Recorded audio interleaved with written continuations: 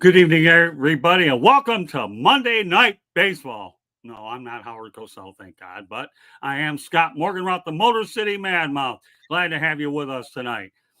Before I get to my co-host here, I do want to send a special shout out to my father-in-law, late father-in-law, Fred Ebling, who died a year ago on this day.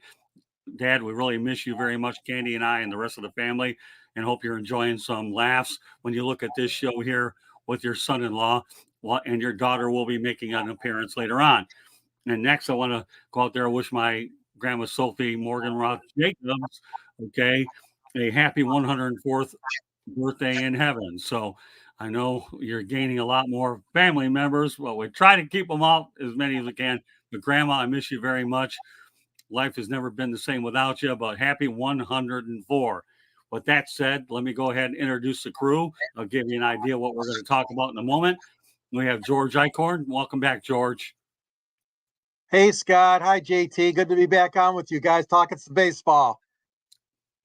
And great segue over to here's JT.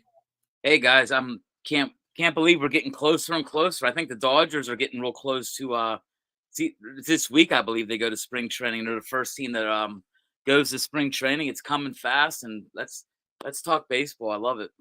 You know, our network must be one of the few out there that's talking baseball because everybody else is talking about the Super Bowl. But you know what? Too bad. Baseball is what it is, at least tonight.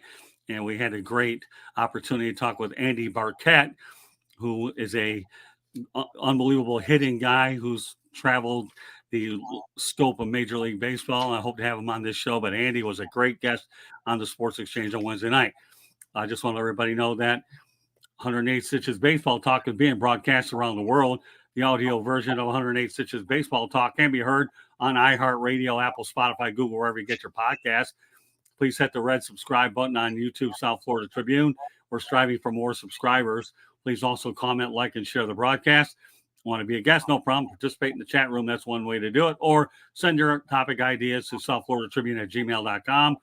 Want to advertise cost efficiently? Give me a call at 954-304-4941. We broadcast live on Facebook, LinkedIn, Twitter, and YouTube. Our website's www.southfloridatribune.com. Twitter/X @Tribune South. Candy Ebling is behind the scenes, and she'll also be making an appearance on in a little bit. I have a book out there called Lessons from the Microphone that you can see on the right part of your screen. Tuning into the enduring wisdom of visionary leaders, old school media versus new school media.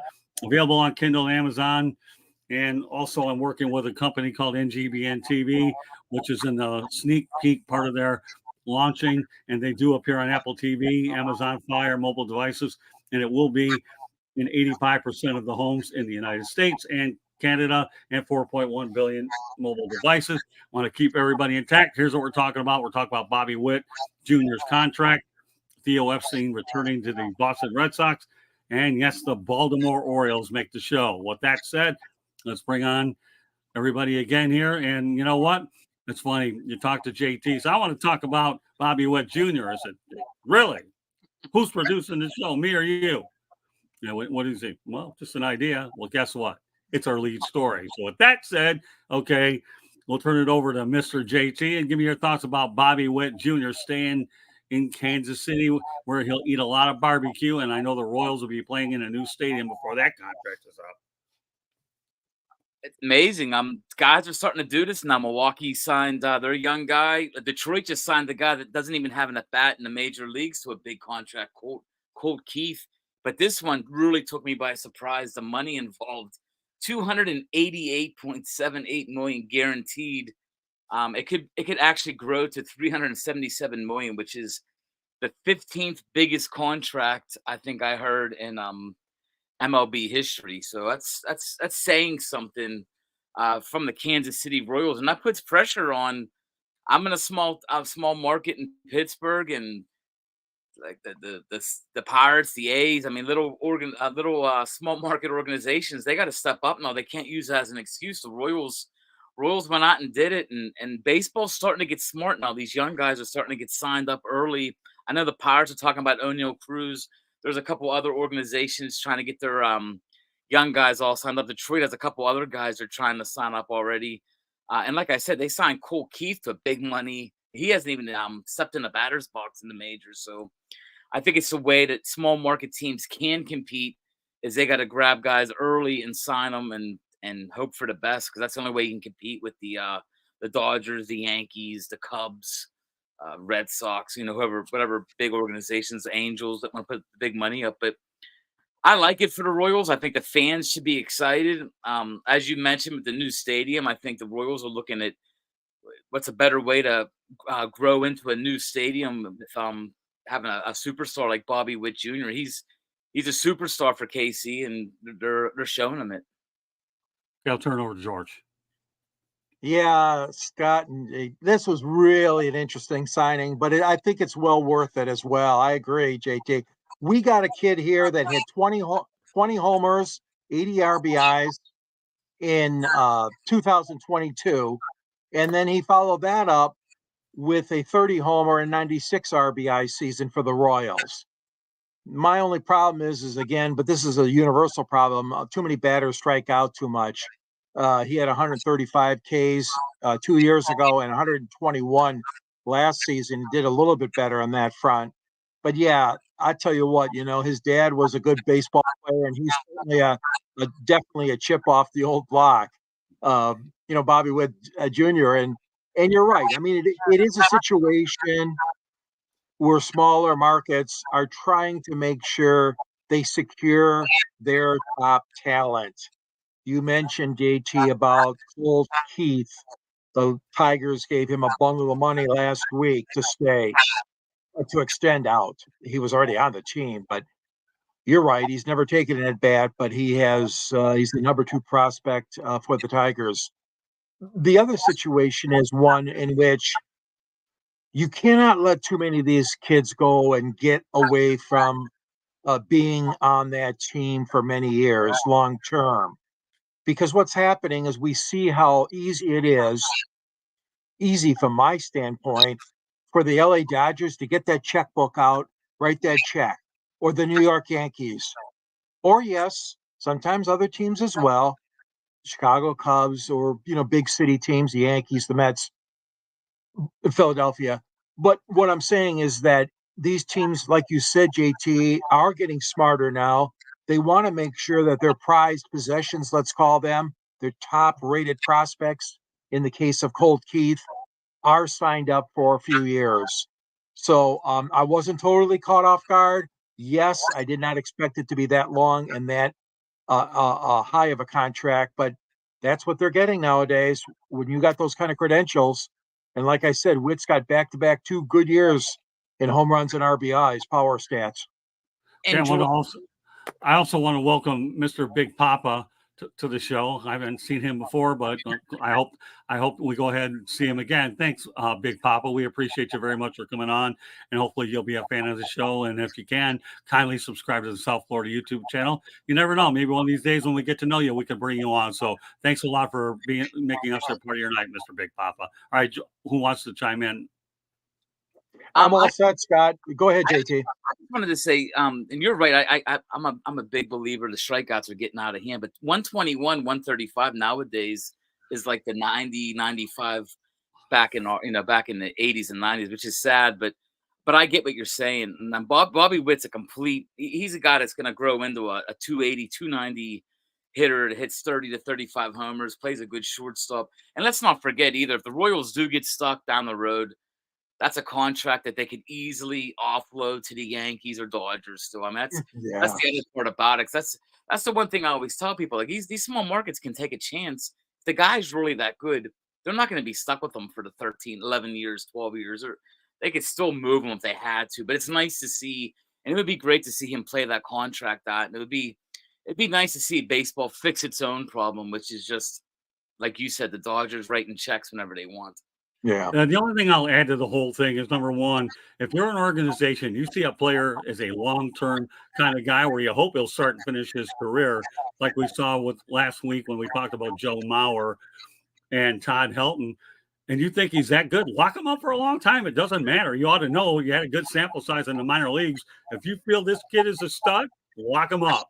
That way you don't get into a bidding war. At some point or another, these salaries are going to have to level up. At some point or another, you can only pay.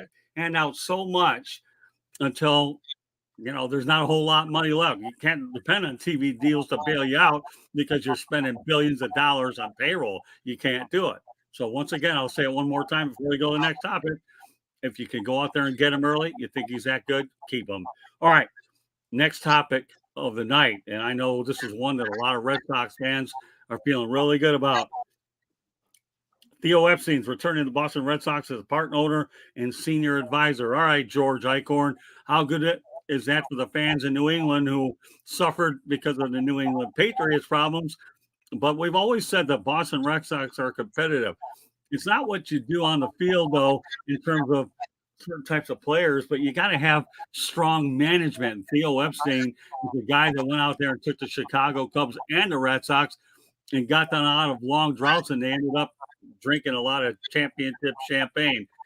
Doing cartwheels in Boston, George. What do you think? I think it's a very good move, Scott. He was one of the favorites of mine before Scott Harris was handed the job at the Detroit Tigers presidency. Theo Epstein was one of the names obviously mentioned. He's usually mentioned anyways whenever somebody's looking for that top baseball executive. I mean, I lived through the days of Dave Dombrowski here in Detroit, and Dave has a great track record, but Dave, nothing against him, but he's not a spring chicken anymore. Theo Epstein, much younger, brings maybe different ideas and perspectives. He's proven his mettle in baseball with Boston and Chicago, and Major League Baseball. He's contributed with his position there, where he worked for the commissioner's office for a while. So I really think Theo Epstein still is very, very deserving of this kind of contract, this kind of offer. And I know he has a heart that really bleeds Red Sox red and tradition like it does at Fenway Park. So to me, that's a no-brainer. I'm really happy for the Red Sox Nation. I think it's going to be a good fit. The question is how is all the power going to be distributed? Is Theo going to get the last say on a potential trade? I mean, we'll have to see how all that works out with the Red Sox management. But yeah, I mean, the guy is exceptional. He's a good mind, a baseball brilliant mind, and I'm all in favor of this one, guys. All right, JT. This actually broke in Pittsburgh. If you know, the Fenway Sports Group owns the Pittsburgh Penguins, the Boston Red Sox. They own a lot of stuff. They own a soccer team, Liverpool. He's a senior advisor to the company as well as part owner. So there's even rumors here in Pittsburgh that he's going to help with the rebuild of the Penguins whenever the Penguins have to blow this thing up with Crosby and that. And he's just a sports-minded guy that just knows what he's doing. He's a younger guy still. He's proven that he can take he brought the Red Sox back from the dead and did the same thing with Chicago, which was one of the most phenomenal things any front office guy has done, taking two of the most storied organizations and won both places. But it broke here in Pittsburgh right away because of the Penguin connection. And I would not be shocked to see the Fenway Sports Group just use him as much as they can while they can. And it's a great deal for Epstein, and hopefully it works out for everybody involved. I'm not one to talk about future Hall of Famers, but I will this time. Here's a guy that will get in the Hall of Fame because he's been a pioneer and a franchise builder. Geez, oh, Pete, if you can get the Chicago Cubs and the Boston Red Sox to break historic droughts, you're going in Cooperstown, a place that I love so dearly anyways. All right, well, it's time to bring Candy Ebling on the broadcast. My goodness, Candy. How are you tonight, Candy? Hey, I'm doing good. How are you, Scott? All right. Well, you know what? We're going to be starting bringing in certain people throughout the course of the show. So if you see the three of us plus other people, I've decided to incorporate new wrinkles to the broadcast to make it better. And there's no better person than to get this part going than Candy Ebling. So we're going to, what do you think, Candy? You ready for this? Bring it on. All right. Well, we will over in the crab city called Baltimore, where there's a place called the Inner Harbor. I've been there a couple of times. Great town.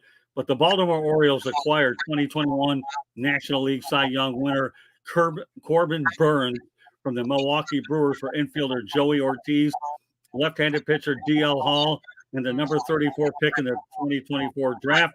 Burns is set to earn $15.6 million before hitting free agency. All right, well, you know what? We're going to start with Candy. What were your thoughts when this deal was made? I'm going to be honest with you guys. I'd rather you lie, but okay. As a Brewer fan, not happy. But the reality is the Milwaukee Brewers play in a small market team. They're a small market. They are actually one of the game's smallest media markets. The problem is Corbin Burns was going to be a free agent after this year. So can the Brewers, with a small market, media market revenue like they have, can they compete with the big guys? No, they can't. They can't offer the big contracts. If you offer one to buy a contract, you won't have the rest of the team behind you. So when is the best time to get the most value for a player such as Corbin Burns? Do you do it now, or do you wait for the deadline mid-season? Well, the Brewers sat there and figured, you know what? The best time is now, because what if he gets injured? His trade value goes down. If they would have kept him as a free agent, they would get one draft pick. If you trade him now, you keep the draft pick, and you got two ready now major league players. Granted, they're young, but that's how a small market team has to do it. They build young, and they have young players on their team, and they make smart decisions. As one general manager of a small market MLB team said, as a small market team, we understand the challenges we face in terms of financial disparities.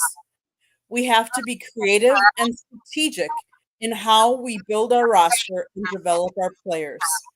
It's a constant balancing act between maximizing our limited resources and putting a competitive team on the field. They have to navigate limited financial resources. They have a hard time retaining key players because they can't pay the same amount. And acquiring top talent, it doesn't happen. Let's face it. I remember back a couple of years, what did we do? We had CC Sabathia for a rental. Right.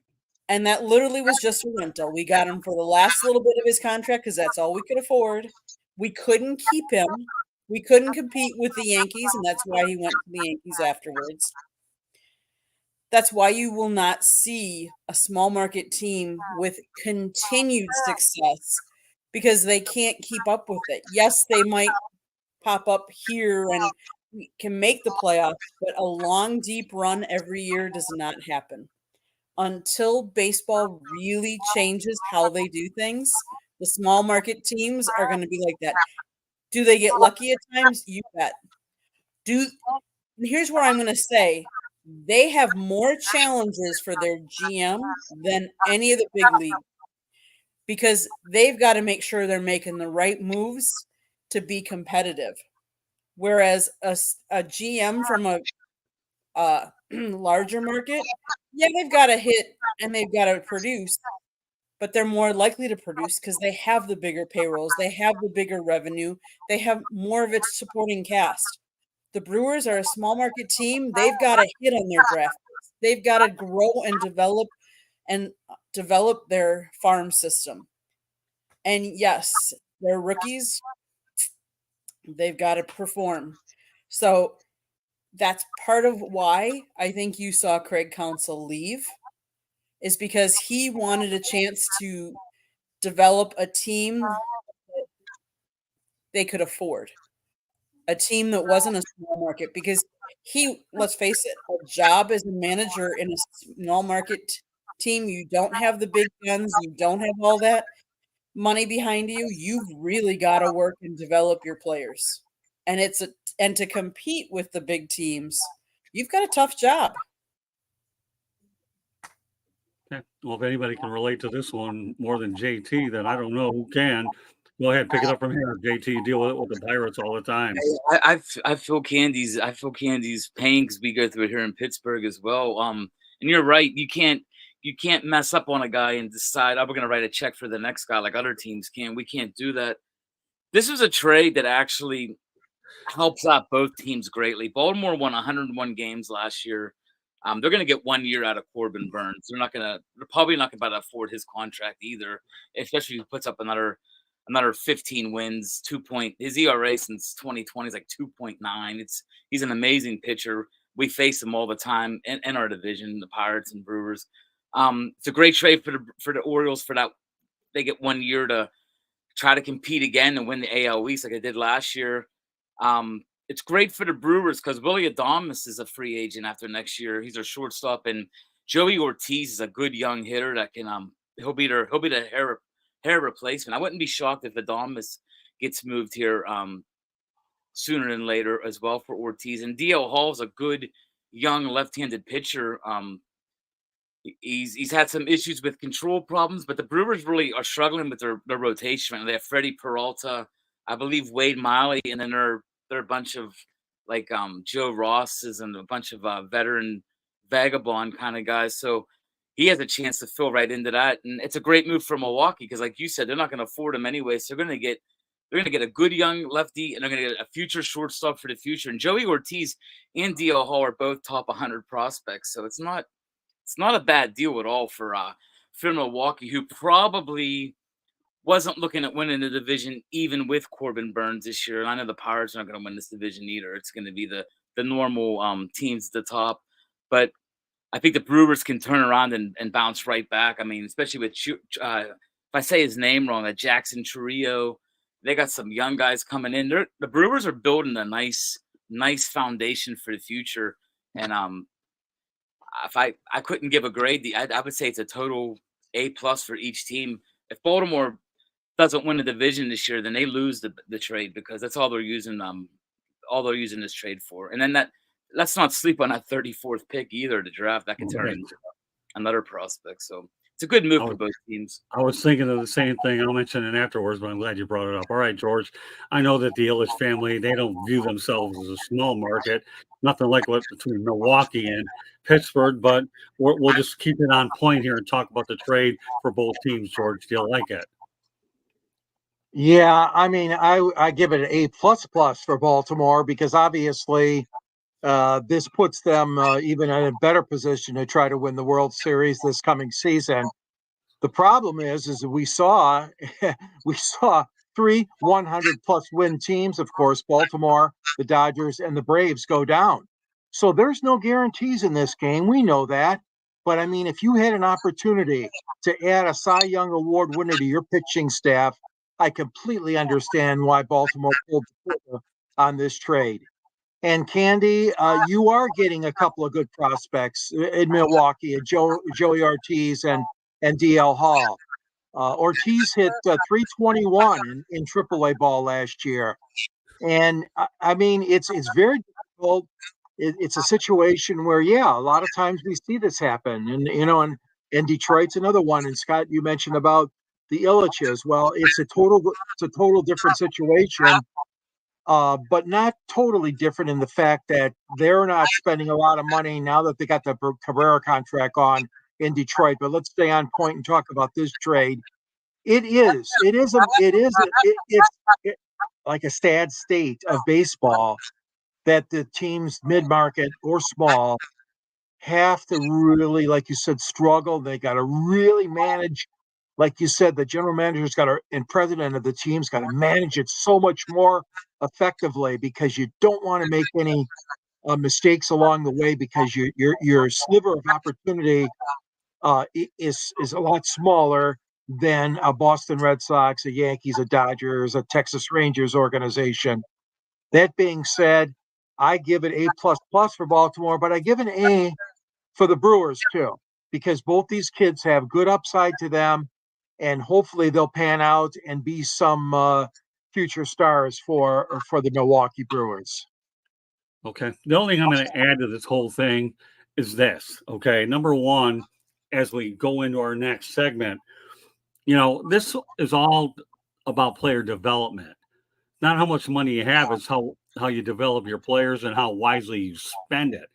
Remember, it wasn't that long ago, 2014, that the Kansas City Royals won it all. Or no, they lost. They actually lost to the Giants, but then they won it, I believe, the following year. And I believe they beat the Mets. So small market teams can win the World Series. And the Tampa Bay Rays have been a big example that you could go ahead and win. And they're playing in that stadium that you call whatever, okay, Tropicana Field. And they're still doing it with miracles with two managers. You have Kevin Cash and Joe Madden figured out how to at least win there. Now they haven't won it all, but they've won. Now, I'm going to tie it into our next topic. The Orioles were purchased for $1.7 billion by a group of equity partners, including Baltimore businessman David Rubenstein and Mike Arudi, and also their legend Cal Ripken Jr. has a piece of it as a partner as well. So knowing that you've just seen this transaction take place, you're going to see a much different way that they do business in the Baltimore part of the Beltway. So, yes, everybody's gone out there and said they're in win now. You better believe they are. They are in win now. This move here, by making this sale, only ties into what they were doing. And the Orioles have been an upstart franchise. Now, obviously, they see this opportunity that we can take it all the way. So, with that said, I've said my part on both topics.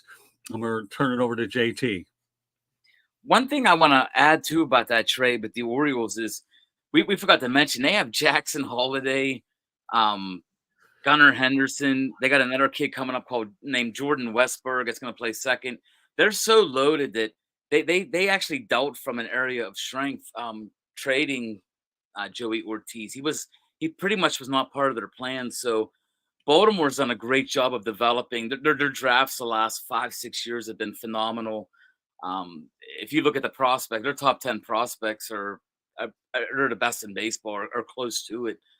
Colton Cowser, the outfielder, they have talent coming from everywhere. So that's a team that never really spent a ton of money that drafted well enough now that maybe I was wrong. Maybe they're a team that they win 100 games again. Burns does well, and they can re-sign Burns with the new ownership. Maybe it's a different game. And the AL East is just, it's a crazy division. When you got teams like Toronto who just got Justin Turner, you got Boston who you're never sure about them right now. They seem like they're not really buying the guys they used to, but they're right away. Any moment they can do it. Tampa Bay, like you already mentioned, are magicians. They find a way to win 90 games with whatever they're dealt with. And then Baltimore and the Yankees, that's a great division. And I think Baltimore's an up and coming team. I mean, they're a team that could be I hate to say the word, and I'm not going to say the word, but I'm talking about the D word. They have the young enough guys that they could win 100 games here for the next 3-4 years. They get the pitching because their hitting is going to be phenomenal. Because Gunnar Henderson and Jackson Holiday, they're the real deal. They're going to be set for a long time in Baltimore. I think the only thing that stopped Baltimore from advancing deep was I think their bullpen started to get injured a little bit. And they lost their closer, or who knows what would have happened a year ago. Hey, by the way, Michael Arango's in the chat room. Let's put his comments up. And Michael, just to let you know right now, if you need me to do your podcast, I'll be available on Friday. So reach out to me privately, and I'll be more than happy to. I never know my schedule till Monday or Tuesday, and I know it. So reach out to me on Friday. I'll be able to do some stuff with the Lions, whatever. All right. So George gets the opportunity of reading this. Go ahead, George. Yeah, Michael says no one is talking about this, but one huge matchup I see deciding this game is the matchup between Chris Jones and Trent Williams. Of course, he means the Super Bowl. Both line up on the left side, and Trent has waited for this all his life. And Jones had a good year, but definitely not his best, while Trent has been the best left tackle all year, according to PFF. The Chiefs led the league in drop passes, and while I understand they've been playing better as of late, those numbers don't lie under pressure. I think the Chiefs need Pacheco. All right, well, I don't mind cross-sport references, considering it's Super Bowl, and I've known Michael a long time. So, Mike, reach out to me. More than happy to help you by the end of the week. We'll stay on point with our baseball, but it's okay to get comments like this because it's certainly a popular thing. All right, who did I leave off with? Candy or me is next. Yeah. I think We know JT went. All right, go ahead, George. Okay, the Orioles. Yeah, again, I can't say enough about how they built this system, how they built, like you said, JT, the farm system and developed their players. You talk about a best time to sell your team, you're looking at it right now. You really are. And I mean, that team has struggled for years and years. Come on. We know how much they used to be. They were the power of the AL East. My Detroit Tigers were in that division with them for a long time before they created that Central Division and moved Detroit out of that. And a lot of people still think the Tigers should be in it because of traditions with Baltimore, Boston, New York, etc. But you got to remember, the Orioles only won that division by 2 games, folks. 2 games behind the Tampa Bay Rays, were only 2 games behind, despite that wonderful season that the Orioles put together. And of course, the aforementioned failure in the playoffs, along with the Dodgers and the Braves. So Baltimore is really a strength of the AL East right now. They've got a good farm system. They've got a good everyday lineup. They got kids that are hungry and want to play, especially many younger ones that they've groomed through the system. That's what you want to do. And then you top it off with a situation where you pick up a former Cy Young award-winning pitcher. But yeah, the Orioles, I mean, you talk about a good time to try to sell that team and obviously make a lot of money. I mean, they did that and then some. So it's a great franchise. I know Camden Yards probably needs a little bit of a refresh, but that's a great ballpark, and they have great fans in Baltimore. They've always had great fans in Baltimore. And don't forget that was the designated presidential opener, if you will, when there was no team in Washington. The president was always at the Baltimore ballpark. But anyways, that being said, yeah, I think the Orioles are on the high side of things right now. But you pay for that. You pay a high price. You want to buy a team like that, a franchise like that right now. I'm just glad Cal Ripken Jr. is involved. All right, Candy's got the last word, then we'll close out the show. So Baltimore is on the rise. Let's face it, we're all talking about how they're good, and we think they were good last year. We think they're gonna be good this year. So my question is did they really sell at the right time, or do they think they'll be worth more at the end of this year to sell it? So I think it's kind of interesting that they did really well. Yes, it's a good franchise. They've been building themselves up through their farm systems. But my question was the value more now, or would the value be higher later this year? So was it the right time to sell or not? Well, That's it. evidently in their minds, they think it was, and they got $1.72 billion and Cal Ripken Jr. And you know what? To me, I think the people in Baltimore has been dealing with the Angelos family a long time. They've seen a lot of bad baseball, and the son just simply didn't want to be a part of it anymore. I don't know if he's going to have a role in it, but when you can get a viable businessman in the local market, you take it. And that's exactly what they did, and more power to them. I wish them well. All right, Candy, why don't you end the show for us, please? Okay, so let's show. Sorry, JT, you're going to be covered up for a minute, but there is Scott's book. He wrote Lessons from the Microphone, Tuning into the Enduring Wisdom of Visionary Leaders. It is available on Kindle and Amazon. If you like our show, down by Scott, there's a little red subscribe button. Click it, like us, share us. Tell all your friends about us. If you like baseball, we talk baseball Monday nights, 108 Stitches Baseball Talk, which is what you're listening to right now. Tuesday nights is Inside the Pigskin. We talk about football, college, and NFL. You never know. We might even throw in a high school game or two. You never know. And the NFL draft. We'll be talking heavily about that. Wednesday nights right now has Sports Exchange, which is our premier show. It is also going to be seen on NGBN TV, which is a TV streaming service. And it is all about focusing on saving the lives of men in their 40s, 50s, and 60s who we're trying to stop the suicide rate, especially in those areas, because that is the highest suicide age group and males. So we joined this network called NGBN TV. It is available right now on Android, Roku, and Amazon Fire. It is going to be available on Apple soon, but that's what it's streaming service that has all kinds of good shows on it as well. We also do Motor City Mad Mouse Show, which is a one-on-one interview show for Scott. He talks to you never know who. We also have No Limits. We also have Fire Up, which is a show I'm part of on Thursday nights and sometimes on Sunday mornings. We also talk about, we have Pundit's Pundit. We have, let's see what else. I Fire Up Michigan, Fire Up Florida, Fire Up Wisconsin. You never know what show we might have or who we might have on it. We also have a website, www.southfloridatribune.com. Go to it. You can see some of my pictures. You can see some of Scott's writing his articles. George writes under the Motor City Tribune on there.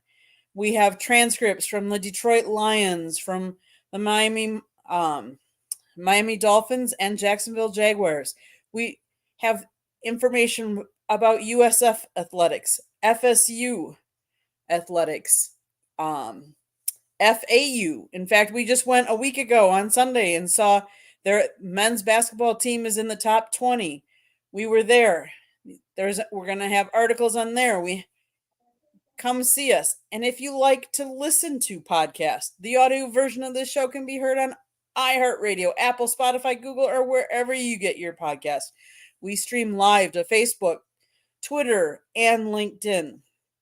If I missed anything, again, Scott's book available on Amazon and Kindle. Okay, JT, your turn to let everybody know how we can get a hold of you. You can get a hold of me. You can email me at jt@draft412.com. The website is www.draft412.com, which will be becoming draftnation.com here in the next week or two. We're transferring all the information over, and we are an Uber draft company. We don't talk about the Pirates winning 4-2. We talk about the prospects involved and the draft coming up in each sport, all 4 sports. So you can get on there, check out the prospects, and let us know what you think. And thank you guys so much for having me. I appreciate these Monday nights. And George, your turn. How can we get a hold of you? All right. You can follow me, as Candy mentioned, on the South Florida Tribune, under the Motor City Tribune. I write sports, and for a local paper in Detroit as well, the Monitor. You can also get a copy of my book, Detroit Sports Broadcasters on the Air. If you'd like to order one, there's a handy link at the end of my columns on the Motor City Tribune. You'll find directions to Amazon. You can follow me also at Twitter at SanGSports99, on LinkedIn under my name, George Eichhorn, and gichorn@yahoo.com as well. Find me on 108 Stitches, the Sports Exchange, Pundits, any number of wonderful programs, Fire Up, that I'm part of and lucky to be a part of, and lucky to have great broadcast partners like Scott and Candy and you two, JT, all the great people that we work with on the platform. It's been a fun time. Thank you. Scott, what about you? Did I leave anything off? No, you did a good job. Like I said, the book, Lessons from the Microphone, Old School Media versus New School Media, did a good job, Candy. Can be purchased on Kindle and Amazon. Enjoy doing our Monday Night Baseball. So on behalf of Candy Ebling, JT Toth, and George Eichhorn, my name is Scott Morganroth. Thank you for joining us on this edition of 108 Stitches Baseball Talk. We will see you next Monday night.